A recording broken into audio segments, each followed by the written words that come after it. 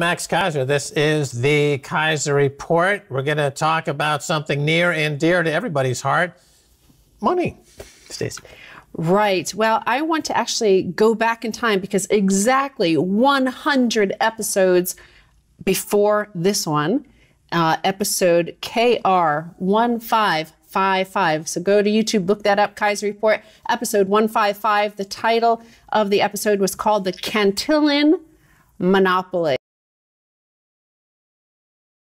Hi, I'm Max Kaiser. This is the Kaiser Report. Hey, let's say the guy down the block from where you live is counterfeiting money and he's buying stuff. He created an extension on his house. He bought a new boat. He bought a new car. He bought 5 new cars. He bought another new boat. He bought a lot of jewelry. He's living large. Would you say that the wealth on that street is disproportionately heading into that guy's house because he's able to counterfeit money and spend that money? Would you say that? I mean, that's not hard to comprehend, right?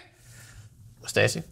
Yeah, we're going to talk about Cantillon effect and how that spreads down through a systemic form of discrimination and a systemic inequality, because this is an issue, obviously, that is spread around the world, you know, with these uprisings about the George Floyd murder, which is spread around the world. And I think the underlying issue here is the monetary system around the world. That's the base of why everybody around the world is protesting, why this is spread around the world. And it goes to this little clip from the Federal Reserve Chairman, Jay Powell.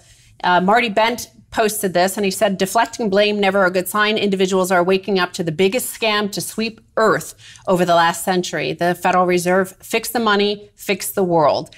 Inequality is something that's been with us increasingly for more than 4 decades, and it's not really related to monetary policy. It's more related to, there are a lot of theories on what caused it, but it's been something that's more or less been going up consistently for more than 4 decades, and there are a lot of different theories.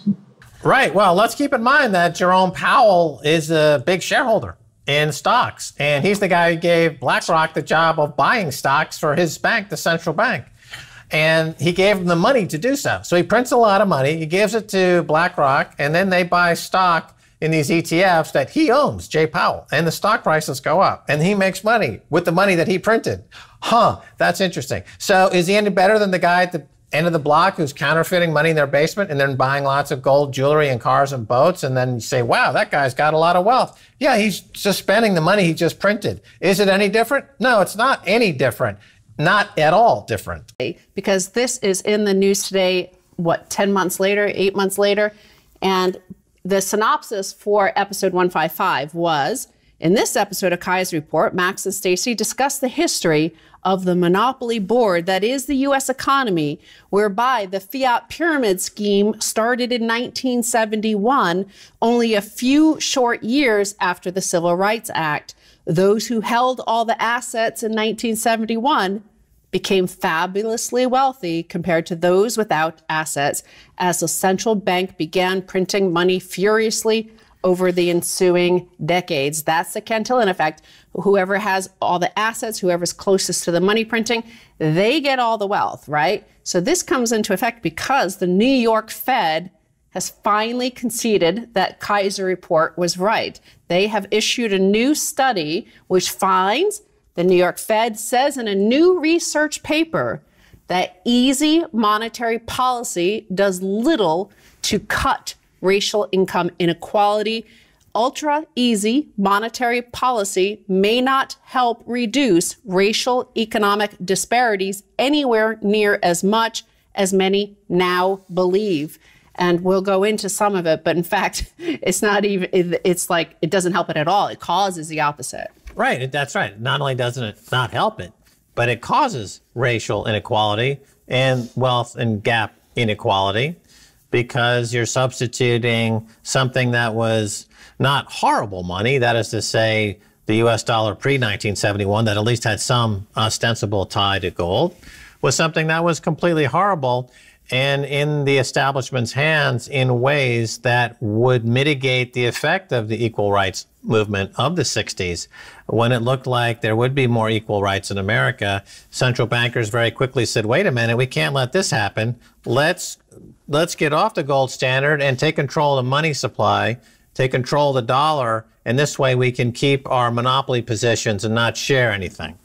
Right. So the important date is August of 1971. That is when the fiat pyramid scheme, that is the current U.S. dollar iteration, started. Whoever had the assets at that time, whoever had the jobs at that time that were still linked to inflation, whoever got to be the generation, whether it was the boomer generation versus now the Generation Z, who are at the last stage of this pyramid scheme, or at that same time, you know, the racial inequality that did not get even the beginnings of the disintegration of that didn't happen until after the mid-60s. So they had been for hundreds of years cut out of owning the assets. So when the pyramid scheme started in 1971, whoever was there first enjoys the most wealth today. So that's why you see the pyramid scheme setup that we have now. The study that they did at the New York Fed, ultra easy monetary policy may not help reduce racial economic disparities anywhere near as much as many now believe. Of course, many are not Max and Stacy on Kai's report. As you can go back 100 episodes and look that we said this, there is little reason to think that accommodative monetary policy plays a significant role in reducing racial inequities in the way often discussed, wrote economists Alina Barcher, Moritz Kuhn, Moritz Schulakirk, and Paul Wachtel. And in fact, the paper released on Friday, on the contrary, very easy Fed policy may well accentuate inequalities for extended periods. Right, exactly right. The money printing and the central bank policies, as you point out, it is basically a pyramid scheme that came into existence in force in 1971.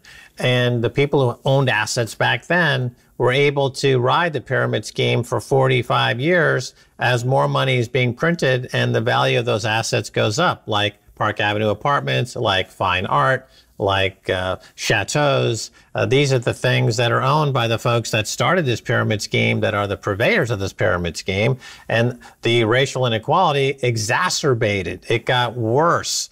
And also just basically the divide between rich and poor in America is at its most extreme because of this pyramid scheme, for this reason, by design.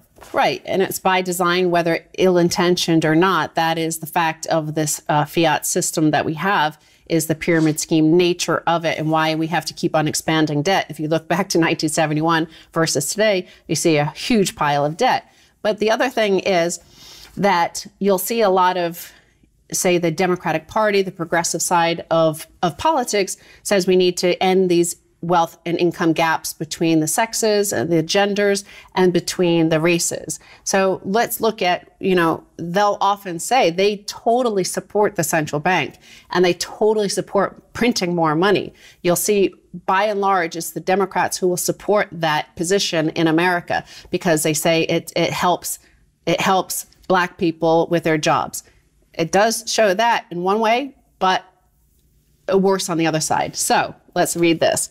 While there is evidence that easy monetary policy helps lift employment for Black Americans, it has a bigger impact on asset values, which benefits white Americans who are much wealthier on average and better positioned to benefit from the impact of stimulative monetary policy, the authors wrote. Quote, an accommodative monetary policy shock exacerbates the wealth difference between Black and white households because Black households own less financial assets and appreciate in value.